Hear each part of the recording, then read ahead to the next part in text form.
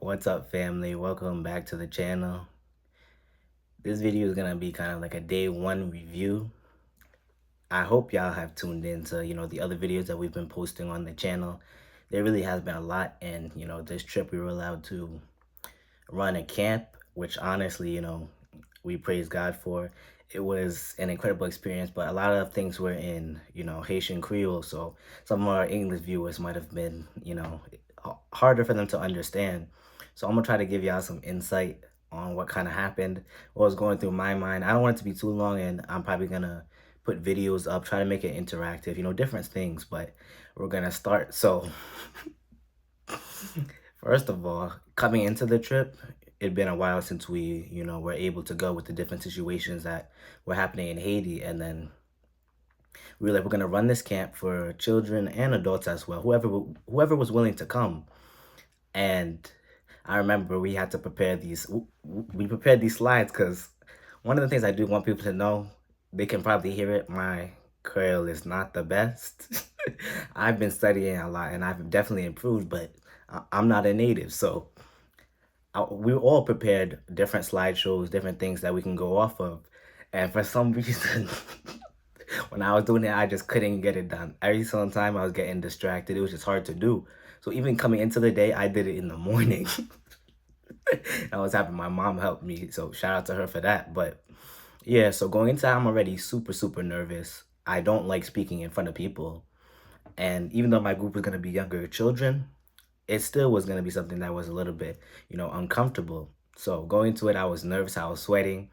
We go into the church. A lot of the older kids were actually not there. They came a little bit later because they have certain responsibilities that the younger kids don't have. So even I'm looking at the church and it's kind of empty. And my mind's just racing. Like, how many people we're gonna have? I'm not gonna mind if there's not too many people in my classroom. But then again, we want to give the word of God. We want to do all these different things. So I'm like, obviously we do want more people, but the more faces that are gonna be staring at me, the more uncomfortable I'm gonna be, if I'm being honest. So that was going through my mind. A lot of other stuff was going through my mind. I'm sweating. We're singing. We're praising. I'm enjoying it, but in the back of my mind, I'm thinking, I'm really gonna have to get up and teach in front of all these children. Certain experience that I've had before, some of the children would make fun of my accent or if I didn't know a word, and it was out of love, to be honest. They wanted to speak with me, and that's kind of where the jokes came from.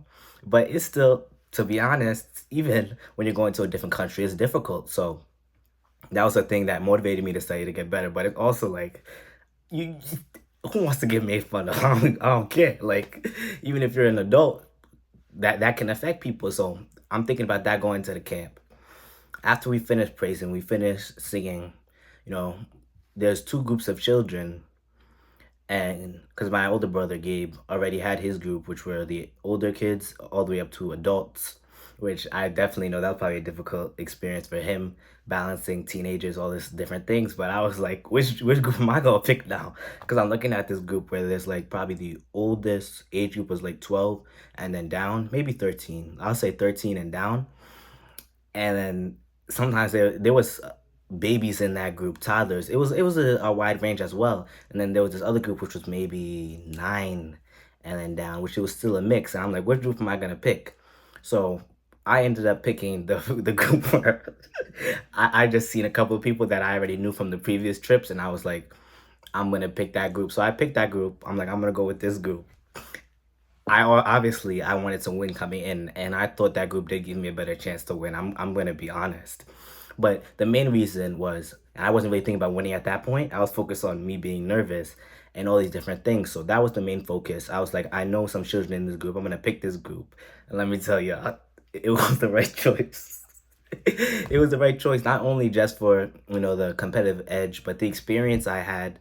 Really was a lot, to be honest. And I always say, I always thought, even going into the final day where we reviewed everything, even a little bit after the trip, that I wasn't a good teacher, just because I stumbled, I fumbled. Sometimes I wasn't loud enough. You can see on the videos. But one thing I do say is, I really did inspire the children, which I thank God for that. And I'm not gonna go too into this because this is day one. So let me kind of continue along with this story. So I take that group, we look for our classrooms. We end up finding a classroom. I also had an assistant teacher who, spoke Creole, so she was a great help as well. And my mom poked in and out of the classroom, so I definitely had a great support group. First day I walk in, they're all setting up the children aloud. I don't even really know how to get them in order. And again, I had help from my assistant teacher. So she goes through these things. She goes through the verses. I'm trying to even add a little bit. But another thing I must say, I know I'm talking fast, but I didn't really know how they run, their education in Haiti, because there's difference. Even if you know the language well, it's culture as well. Even I remember they were singing this nursery rhyme about a little bird, and I'm like, I don't know this because I didn't grow up in Haiti. So even the way they teach, they like repetition. They like, certain questions, but it depends on how you ask them. Then you get them to repeat, and it allows them to remember. And let me tell you, a lot of those children, their memory is crazy. I remember when I was younger, remembering a lot of Bible verses, but they getting it like this, like this, like this. If you repeat it, you teach it in the way that they know. That's why my assistant teacher was a great help. She, I was low key assistant teacher. But she was definitely a great help. So she goes through the daily verses and she does that for about 40 minutes, which I didn't expect it to be that long, maybe even 50. Then I start the lesson. I start talking. I start talking. Excuse me. My dad walks in, and he's like, "You got to be louder." If y'all know, my dad. He's a great leader. He coached me as a basketball coach, a lot of things. But when he's giving his little critique, he gonna give it to you straight. So he tells me, yeah, you gotta be louder. You gotta ask them questions, get them to repeat, get them to talk. So I tried. Honest evaluation, I failed. Definitely on the first day. I kept improving, but first day it was not that well. I was struggling a little bit with asking questions. I felt like it really was a lot of a struggle, but at the end of the camp, they still looked to me as their teacher. They still would ask me questions about this and that, and they would operate as if, I was fluent in the language. They were patient. And these are children that are, like I said, 13 and under, 12 and under, but they were patient with me as their teacher. So as much as, I was teaching them something, they were teaching me something. They were really patient with me. And that's one of the things that I took from that camp. So I started the lesson. It was on Adam and Eve and covenant. So we start with Adam and Eve. We talk about the covenant that they had with God, how disobedience and, the devil got them to sin. And I had like maybe like five main points at the end. We reviewed, we talked about it, we played a couple of games, and I'm just sweating. I'm honestly, I'm I'm low key praying. When is this gonna end? If there's any way out of this, I low key want out. And obviously, I wasn't truthful in kind of thinking that it was more the worry and the stress, but it was bad for me. But again, one of the things that helped was at the end of the day, they were talking to me and they thought it was great. They thought this was like the best thing ever. This was a really awesome thing. And I'm sure they heard me mess up. They I'm sure they heard me fumble, but I think that was better for them because when they messed up or when I asked them, "Can you please participate in this class?" I know you know the verses. They're going to be like, "Well, if he can go up and do this, he can stumble. He can This is his second language." I think they did understand that, which takes a lot of maturity.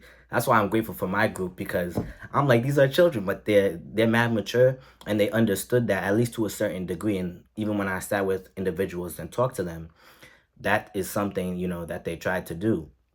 So day one, again, I basically ran through that and then I did it fast too. I was like, they're not gonna remember nothing from this day one because of how I taught it.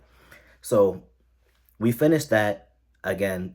I was like, tomorrow, I don't know about tomorrow. But I didn't have another choice. So I finished the lesson. We went to go eat popcorn, I believe, and then the main food was served on that day one. The kids were still enjoying it, talking, smiling, happy, and you really saw that God was doing a great work. And, we truly just praise him for that. We finished with praise and worship, and I think the kids went to go eat. And then after that they went and played.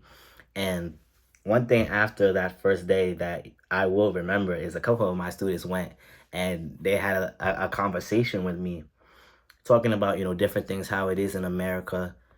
It was a lot of different things, but it reminded me again, this important point that I do want to stress is that they considered me their teacher. They considered me someone who was capable in the language, in which I was, but I still had my own faults, I still had my own struggles, but they still saw me as their teacher, as someone who, even if he does mess up, I'm gonna be patient with him. Ask another question. I'm not gonna judge. And honestly, you know, I thank God and I thank, my group for that, because that was day one. Day two was better, but we're gonna have to save that for the next part. Family, I just wanna leave you with this thing. If you wanna donate or you want any more content, hit up our link tree. We take PayPal, Cash App, Venmo, Zelle, basically anything you can think of, we take. And even if you don't have money to give, clothes, different things, we do accept those. So you can hit our email. Don't forget to like and subscribe, and peace out.